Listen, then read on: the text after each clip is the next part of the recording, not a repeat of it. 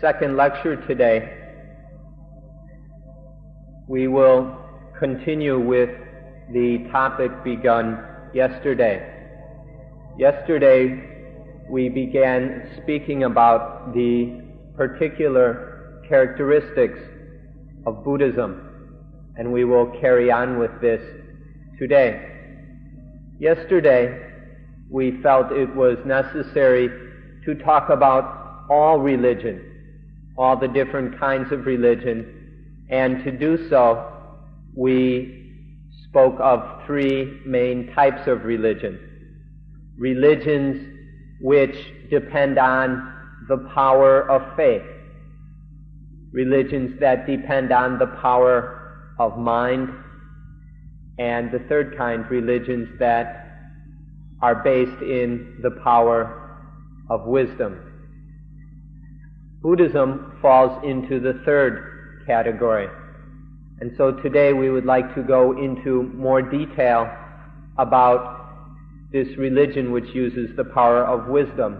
What kind of wisdom is used? How is it used? In what sort of situations or regarding what kind of things is this wisdom used? And so this is what we will discuss today.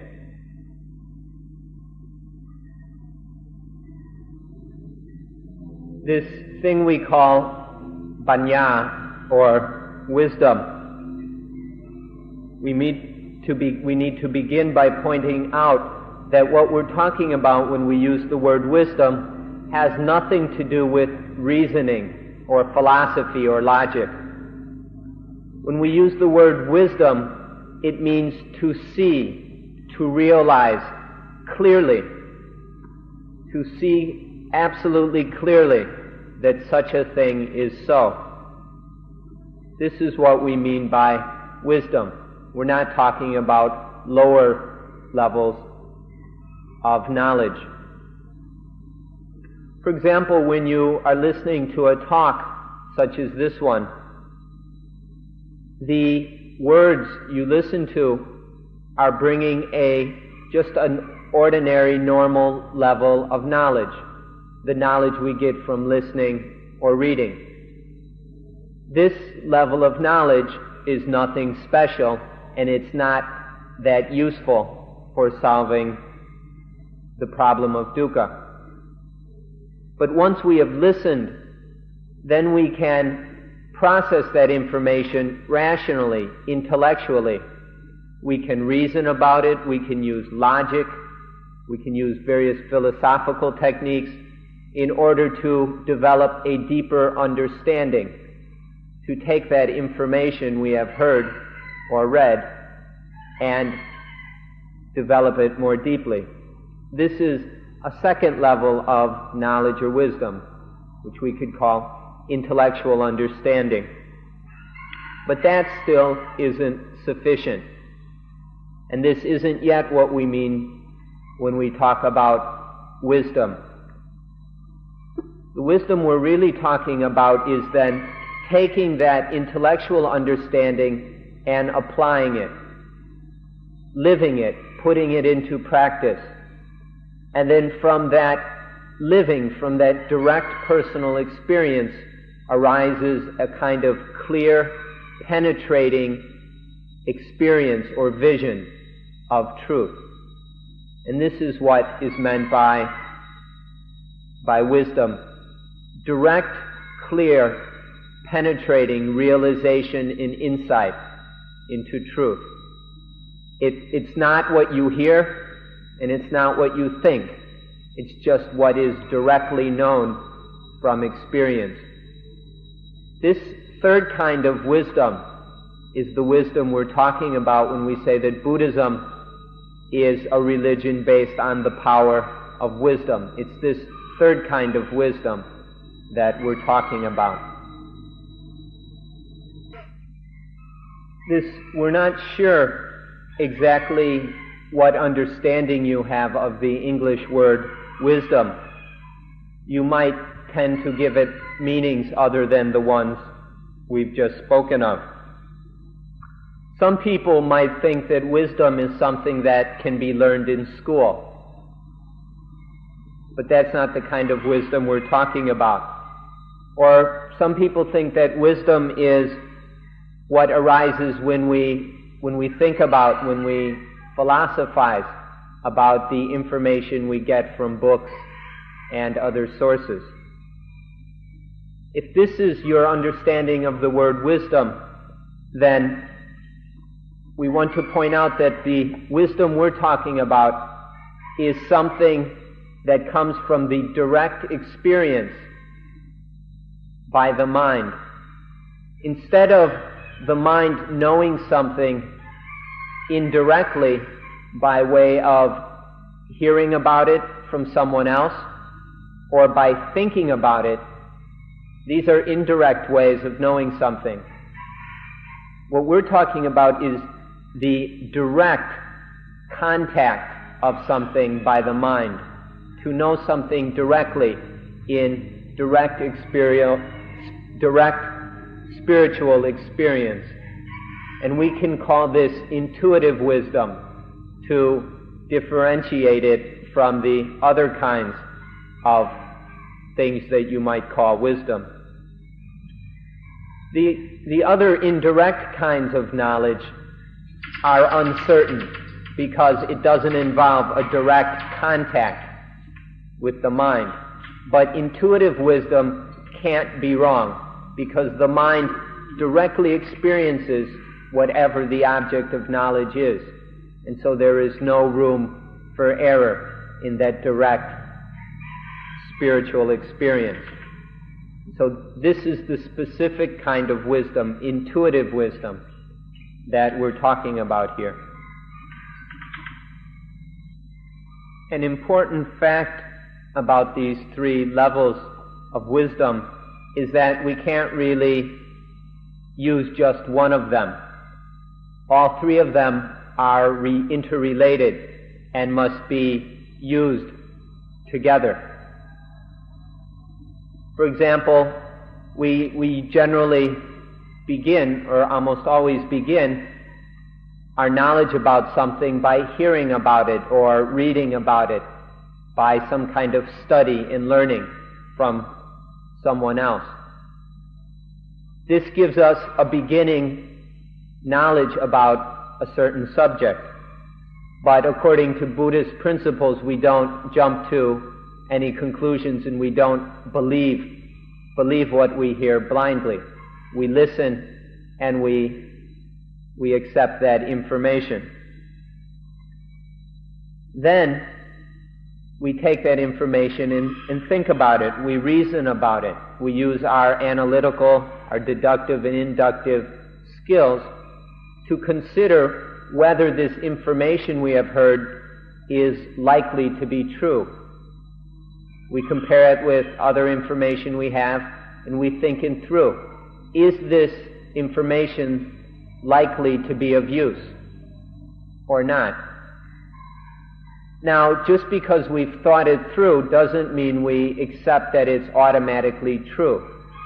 Many people stop at this point and think whatever they have reasoned out must be true.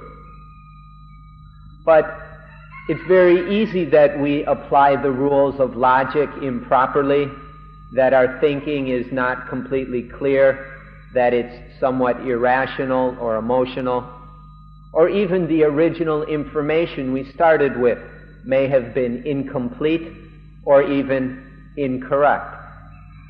So it's very possible that the understanding we come to from reasoning may still be faulty. And so then it is necessary to find out from direct experience whether it's true or not. And so we take our intellectual understanding and experiment with it. We use our lives to experiment and see if it's really true.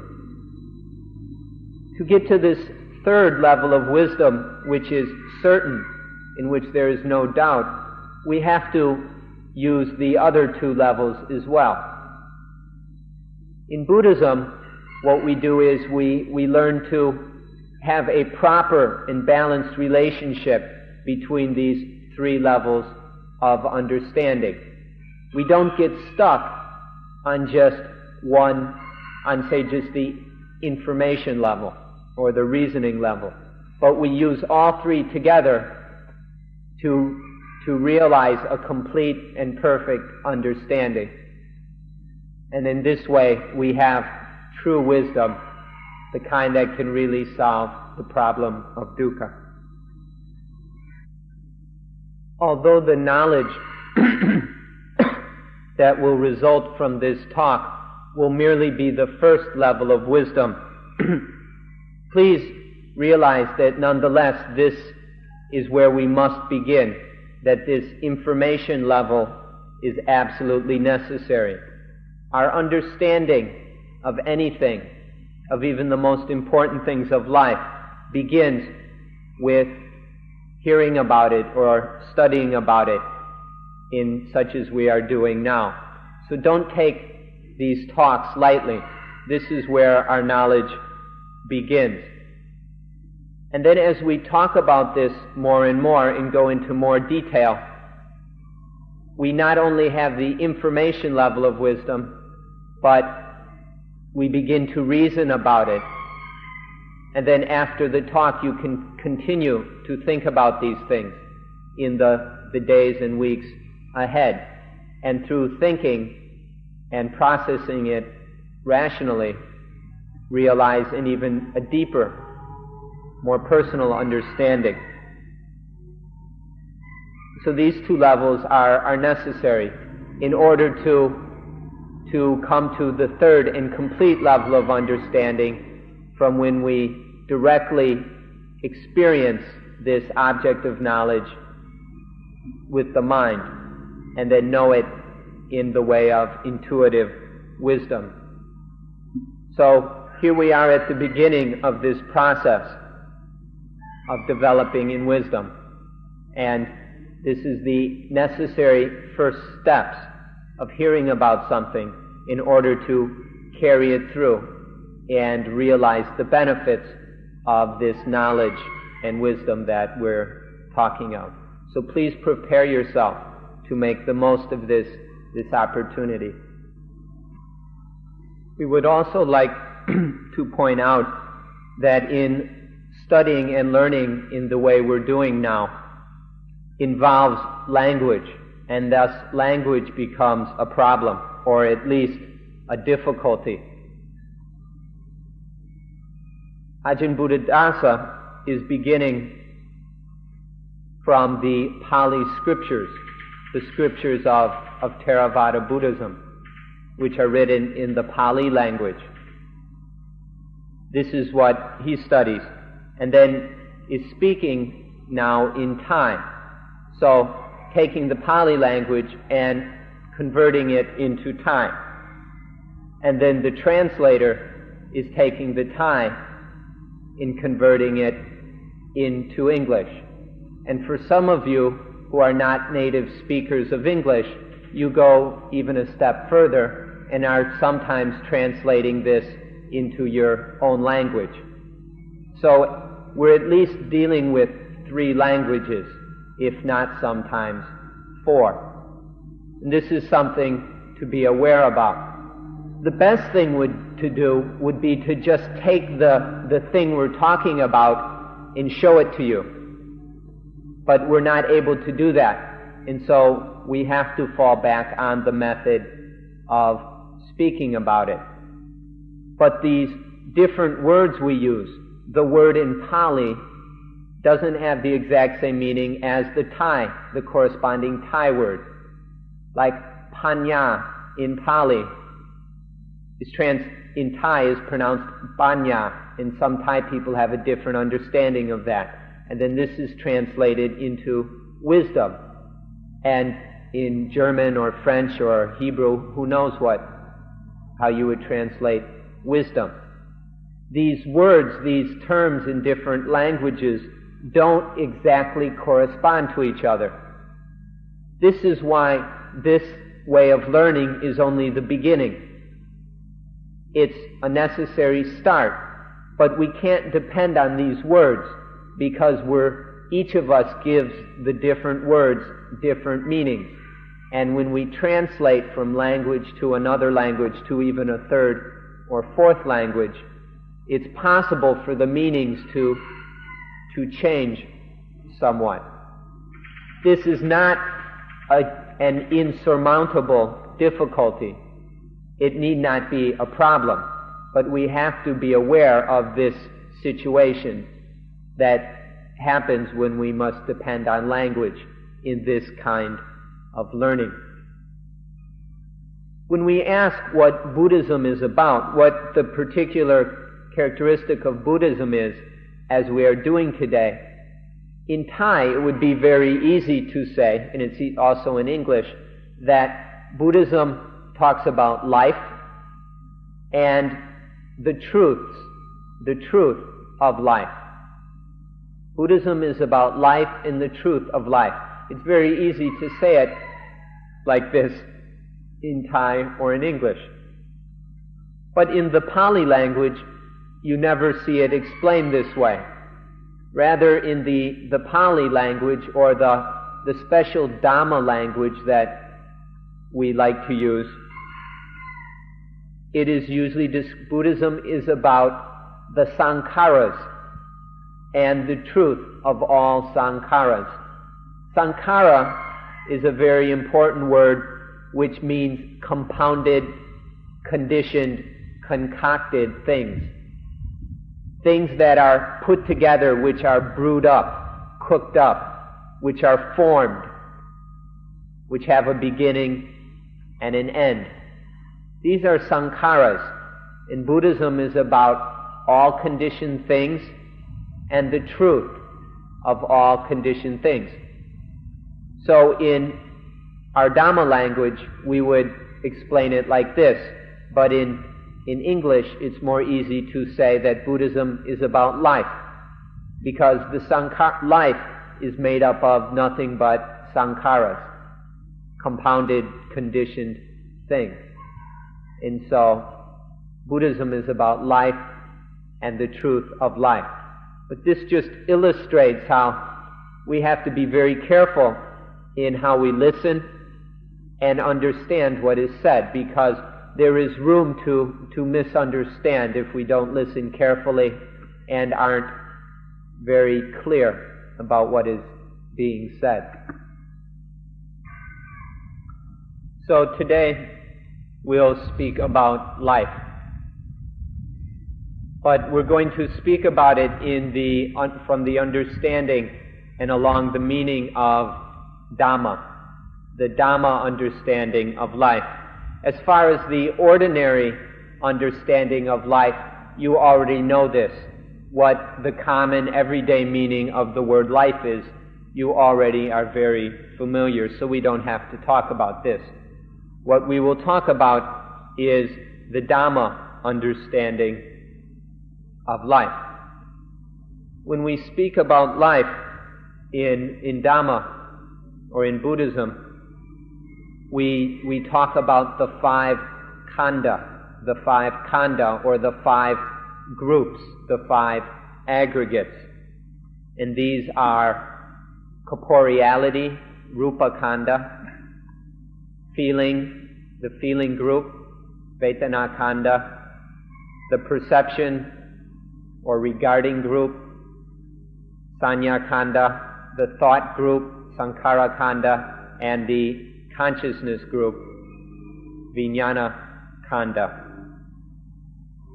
These five khandhas are what make up life. In any moment, one of these khandhas is what life is. In this moment, life is corporeality. In another moment, life is feeling arising towards experience, a mental feeling. At another moment, life is the perception or discrimination, the classification of that life experience. Or in another moment, life is the thoughts, the thinking, the conceptualization about what has been taking place. And in some moments, life is the bare sense consciousness, the knowing, the experience of seeing, hearing, smelling, tasting, touching, or mental activity. These are the 5 khandhas. Taken together as a group, we call these 5 aggregates life. In Dhamma, this is what life is, the functioning of these 5 khandhas. In each moment, it's a different khandha, or different aggregate, which is functioning.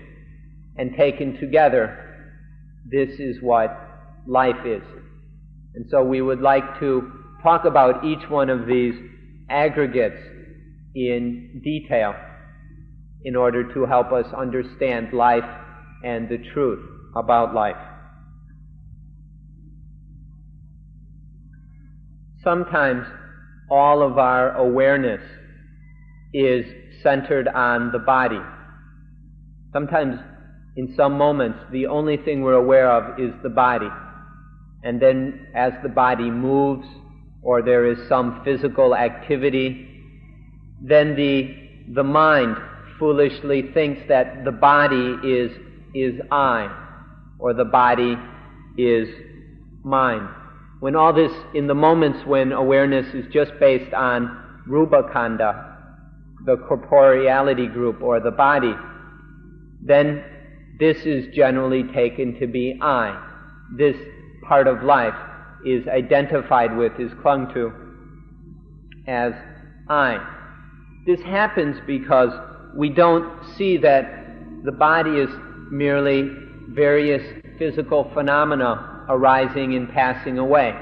It's just a natural process of action and reaction. Various conditions are working, causing various effects. And so we have various conditions causing other conditions. We have conditioners and conditioned things which result from the conditioning agents. There's this natural process of phenomena arising, changing, and passing away. This is what is taking place, but we don't see this. And so we attach to the physical movement as I or as mine. But if we could just see that it's nothing but a natural process of action and reaction, of cause and effect, then this correct understanding of the situation would prevent the ego from taking over. Without this understanding, ego arises, or a feeling of I, a sense that there is a self, that this physical activity is a self, is me, is my soul. We get egoistic or selfish about the body in this way because we don't see it as just this natural process. If we saw it as a natural process, then the ego wouldn't arise, and there would not be any dukkha, any pain arising associated with that bodily activity. But because we don't have a correct understanding of Rupa Khandha, of the body aggregate, this egoistic identification takes place, and then the body is made into dukkha, one way or another. And so this is why we need to understand the body aggregate, Rupa Khandha, so that this egoistic problem doesn't occur. In the past, there was a school of thought in India which believed that there was nothing but corporeality, nothing but body. We talk about 5 groups making up life. This school of thought said there was only one group, Rupa Khandha, the body group. And they said that nothing else existed, nothing else was real. The only reality was the body and physical things, or Rupa Khandha. And this gave rise to a belief in a certain kind of heavenly realm called the one Khanda Brahma world. The one Khanda Brahma world. These were very exalted Brahma beings that had nothing but body and no mind. This was one school of thought which existed in India. It may sound like a funny school of thought to say that only body exists and there is no mind, but this way of thinking has continued into the present time, and in fact nowadays it is much stronger than it used to be.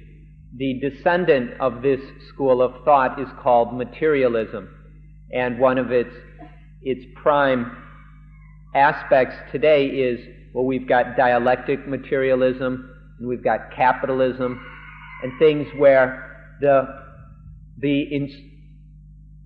true reality is taken to be material, and the mind is considered to be an insignificant attachment or something just kind of hanging around in corners, and where the only real thing that is important and matters is material, physical things, the body.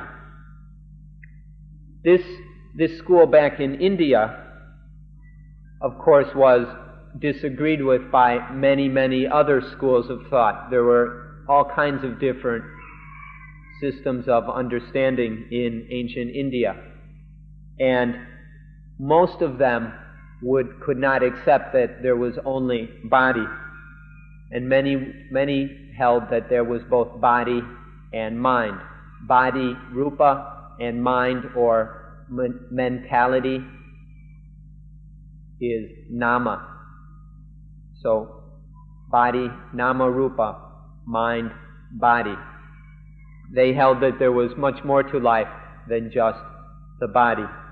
And then in talking about mind, it was described in terms of four aspects, or the four groups, which we know as feeling, perceptions, thinking, and consciousness. This is what we will now go into more detail about. The first of the mental groups or mental khandas is Vetana Khanda, the feeling aggregate. Sometimes they use the word aggregate, sometimes the word group. These are the most common translations of the word khanda. When we say khanda, we mean not just one solid thing, but it's a term denoting all kinds of phenomena that fulfill one basic kind of function. And so all the things that perform the function of feeling are put under the term Vetana Khanda, or the feeling group. Feeling is something you all ought to know about. It's something we experience over and over again in the day. But we want to point out the difference between physical sensation, a physical experience, which is such as being touched. This is still Rupa Khanda. But the mental feeling towards that physical sensation is Vetana Khanda. Vetana Khanda comes in three basic kinds. One is pleasant feeling. Some of these feelings feel good, they feel nice, feel pleasant, they're pleasing to the mind. Other feelings are unpleasant. We don't like them, they're displeasing. And we call these unpleasant feelings. And there's a third kind of feeling that is neither pleasant nor unpleasant, but nonetheless there are feelings which we have which are neither pleasant nor unpleasant. And we call these neither pleasant nor unpleasant feeling. So there are these three kinds of feeling happening to physical in relationship to Rupa Khanda, towards physical experience, whether it happens through the eyes, ears, nose, tongue, body, or mind. There are these three kinds of mental feelings. Now sometimes when in a moment when there is feeling, when one of these kinds of feeling is happening, when there is feeling, sometimes the mind will be completely aware of nothing but this feeling, will be so engrossed in feeling that it knows nothing else. And it's in these moments that feeling is taken to be the ego, the self, or even the soul. Right? The pleasant feeling is considered to be I. Sometimes I am happy, or I am sad. These feelings are taken to be the ego, the self. Or sometimes they belong to the self. The self is the one that feels happy, or that feels unpleasant, or that feels neither pleasant nor unpleasant. So this feeling group is attached to in these two ways, either as the I that feels, or the feeling that is felt by the ego. And then when this is done, this gives rise to attachment in ego, and the inevitable result of that will be dukkha, will be mental pain. But this attaching to feeling as I or mine is not at all necessary. Feeling is just a natural process. It's just part of the natural phenomena of change and flow. And it will happen naturally. But there is the feeling that is just feeling, mere feeling. We can say the mere or pure Vedana Khandha. And this is no problem. There's no dukkha arising from mere feeling. But when feeling Khandha is attached to as I or mine, then we give it a special name and call it the feeling aggregate of clinging, or the feeling group of attachment. When feeling is attached to as I or mine, then it becomes this feeling group or aggregate of attachment. And that is dukkha. And so the crucial thing is this attaching to feeling as I or mine. When feeling is not attached to, it's just seen as a natural process and no dukkha arises. But when the mind foolishly takes feeling to be I or mine, this attachment causes dukkha. And so we need to observe feeling, which we can do in our own lives.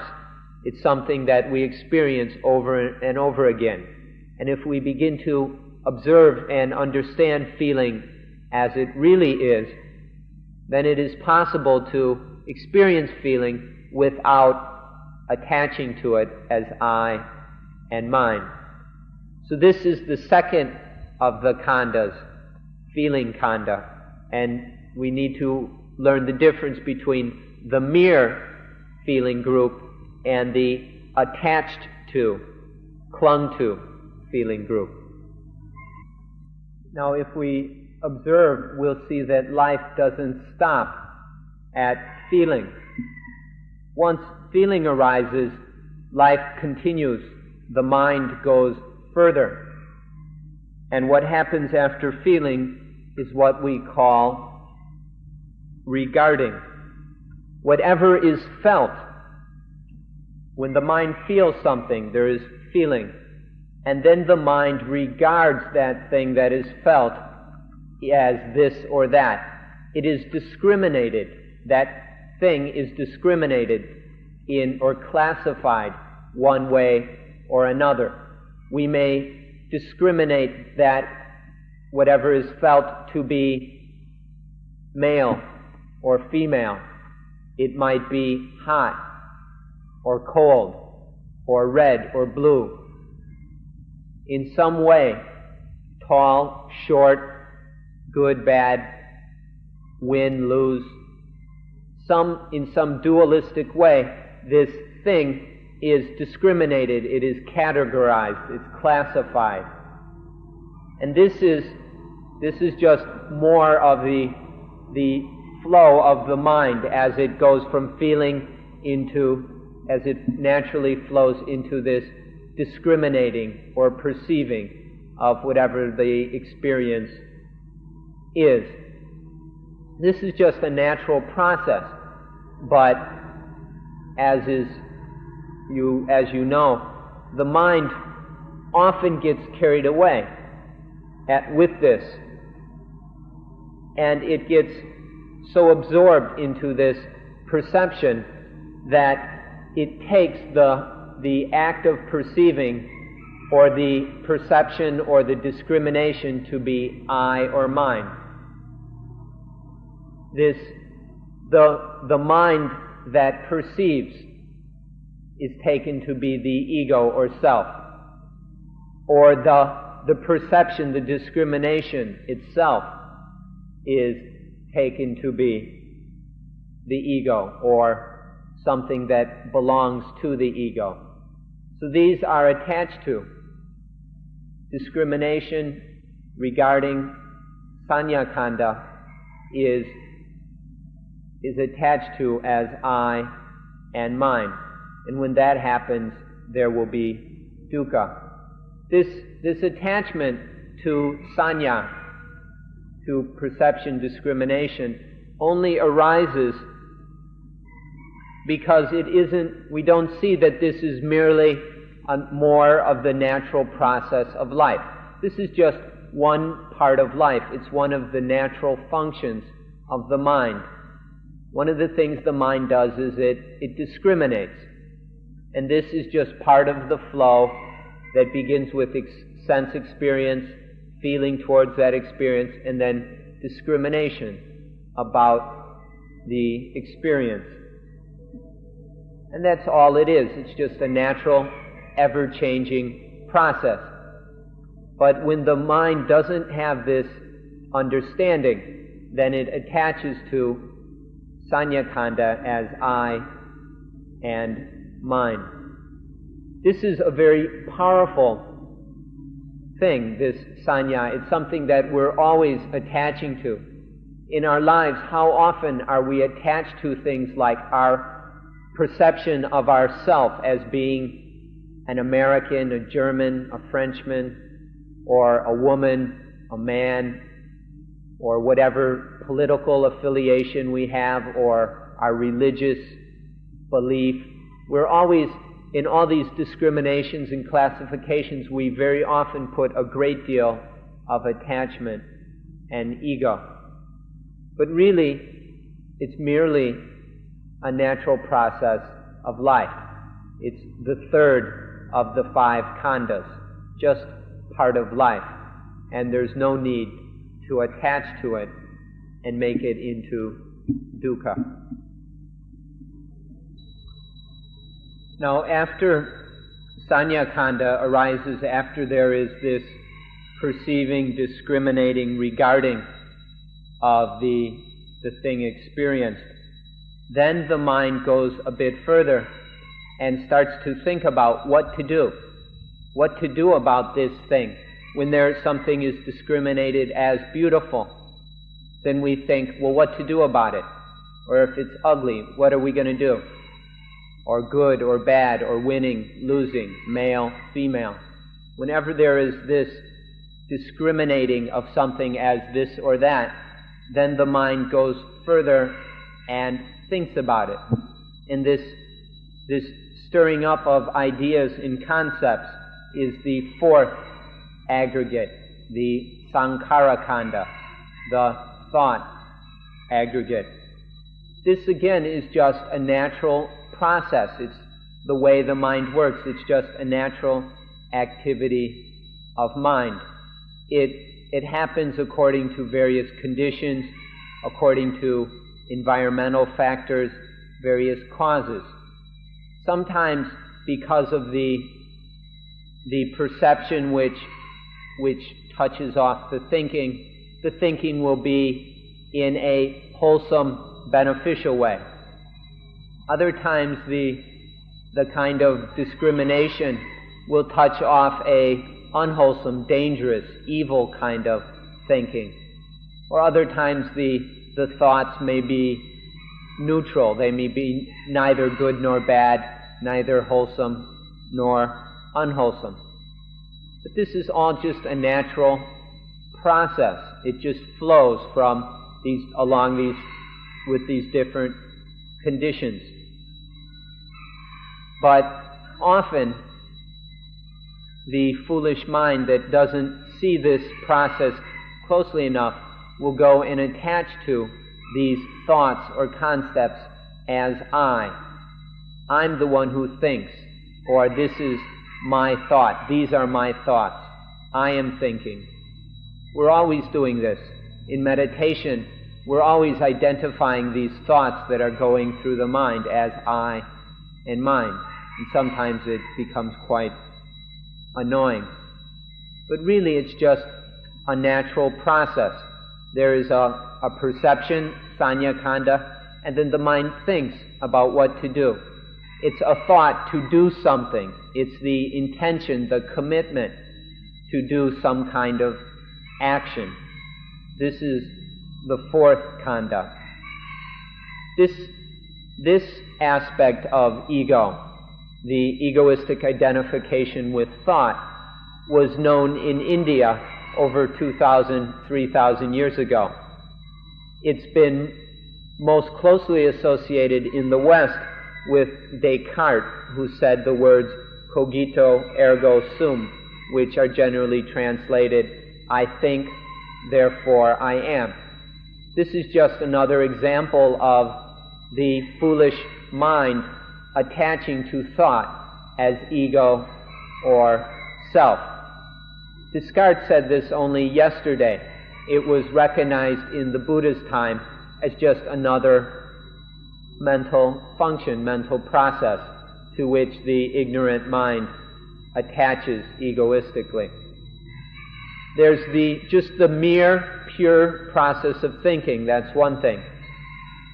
And then there is the process of thinking that has been attached to as me, as mine, and that causes dukkha. This is the fourth kanda, sankhara kanda. And now there is the fifth kanda, or the fifth group. This one is called vijnana kanda, which is generally translated to be the consciousness group. But we need to explain exactly what we mean by consciousness here. Remember that there is the body, and the body has a nervous system. The nervous system includes various sense organs, the eyes, ears, nose, tongue, the taste buds, the nerves in the skin, in the body, and then the mind. The nervous system includes these 6 sense organs, or these 6 subsystems of 6 different ways of sensing. And in these, there are also external objects, sights, sounds, smells, tastes, touches, and mental objects which come into contact with the body's nervous system. This is just natural processes. Now when, for example, the sense organ of the eyes comes into contact with an external object, a sight, when these come together, then there is a basic level of sense knowing, the necessary mental component to see. Seeing is not just a physical thing. It also involves the mind, and that basic mental element, that necessary ingredient of consciousness, of knowing the sense object, the seeing of the sense object. This is vijnana kanda, the consciousness group. This is very, very important. It's what holds everything together, and this is why it's listed last. It's a very, very special and extraordinary function of the mind. It's vijnana khandha that knows the body and all the other khandhas. It's only with this basic knowing, this basic consciousness via the eyes, ears, nose, tongue, body, or mind, these 6 different kinds of consciousness or types of consciousness. This is what holds all of experience together. Or we can say it more simply, this is what the world is. As far as we're concerned, the world doesn't exist except through consciousness of it. Until there is consciousness of the world is just an abstract idea. It has no real reality. Things are only real when there is the knowing of them, when vijnana khandha, sense consciousness, cognizes the sense object, whether in a visual way or through the ears or the other sense channels. This puts vijnana khandha in a very special position, and so it's kept for last. Now, once again, this mental function, vijnana khandha, is just a natural activity of the mind. It happens in response to the body's coming into contact with various things in the environment. And there are also things happening within the body and within the mind. These natural phenomena arising within the body and mind are the objects which vijnana khandha is conscious of. And so the consciousness of these things is just conditioned by the arising, by the conditioning, by the formation, the arising and passing away of these various physical and mental phenomena. This is mere consciousness. It's just bare awareness, bare consciousness, the minimal knowing of things. And that's just part of life. It's just one of the aspects of life. But however, the mind or human beings are born without a great deal of knowledge. The newborn infant doesn't really understand what we've just been talking about. It doesn't know what vijnana khandha is. And so often, because of this ignorance in which we are born, ignorance means the lack of knowledge, not knowing. Because we don't know, because the mind doesn't have the necessary understanding, then this sense consciousness is attached to, I know, I see, I hear, or whatever. Or, I am, this is my seeing, or this is my hearing, this is my knowing, tasting, smelling, touching.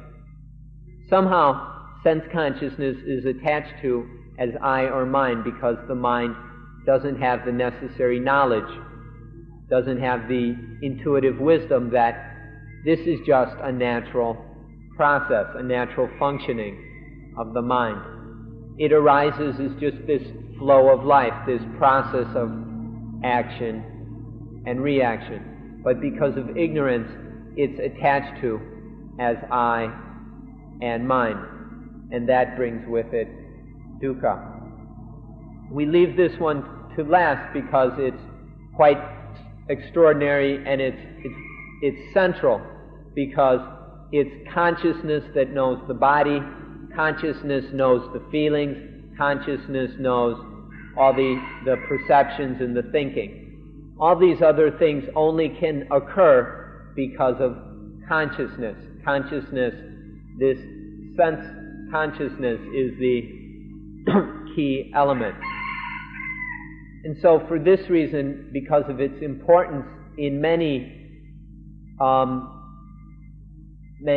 philosophies or religious groups, this khandha is taken to be the self or the soul, the spirit.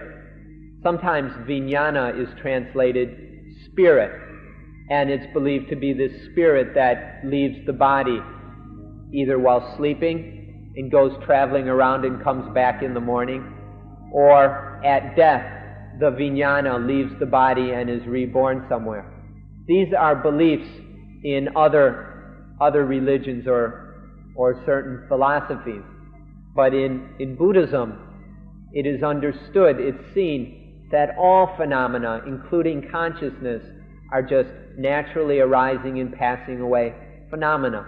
And they are not I, they're not mind, they're not ego, self, or soul. So that belief is one that is outside of Buddhism. So it's very important to avoid this misunderstanding. We need to overcome the ignorance in which we are born and come to see that even sense consciousness is merely a naturally occurring phenomena, merely a naturally arising activity of the mind, just another aspect of life. So we can summarize and wrap up today's talk by saying the particular characteristic of Buddhism, or the heart, the essence of Buddhism, is that the 5 khandhas, each of them individually or all of them together making up life, that the 5 khandhas are not a self or a soul.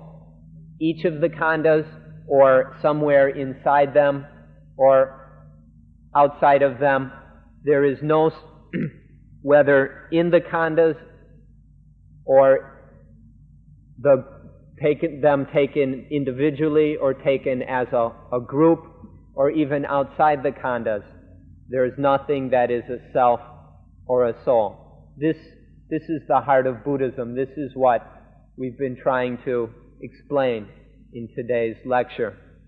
That these khandhas are just naturally arising phenomena. They're just part of the process and flow of life. They're one phenomenon after another, just this flow of conditioned phenomena arising and passing away according to causes and conditions. It's all very natural.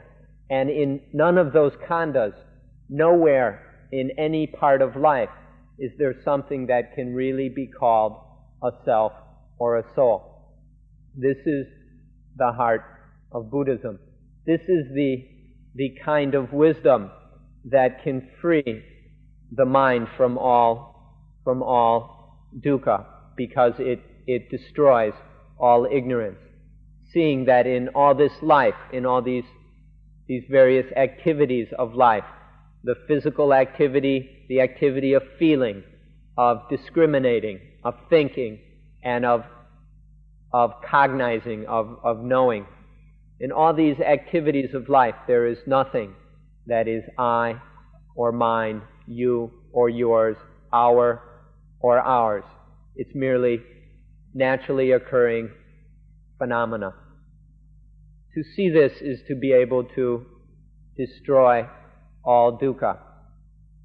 Now, after listening to a talk like this may be new information for you.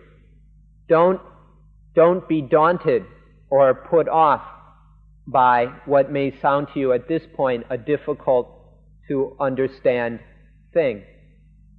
Or don't be so impetuous as to think that what we're talking about is completely unnecessary, that one doesn't have to pay attention to this in order to live one's life well.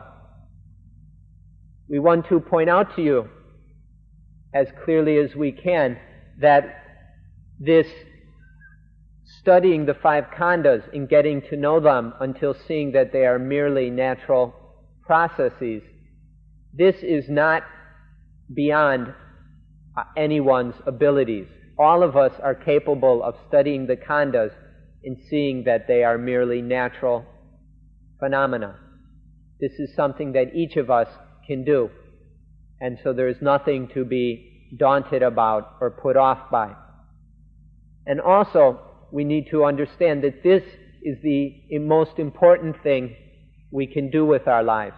Because unless we are willing and able to undertake this study of the five khandhas, life will be always burdened with suffering. And when we suffer, we tend to share that suffering with others. If our lives are truly to be useful, these lives have to be freed from the burden of suffering, which means freeing life from the burden of attaching to the khandhas as I and mine. So this is absolutely necessary, and it's also within all of our possibilities. So we hope that you will be zealous and committed in undertaking this study. If you want to approach Buddhism as a philosophy, you cannot escape from studying the five khandhas. And if to you Buddhism is a religion, you cannot overlook the way of practice that leads to the realization that the five khandhas are not I and not mine. So, time is up, and on this point we will end today's lecture.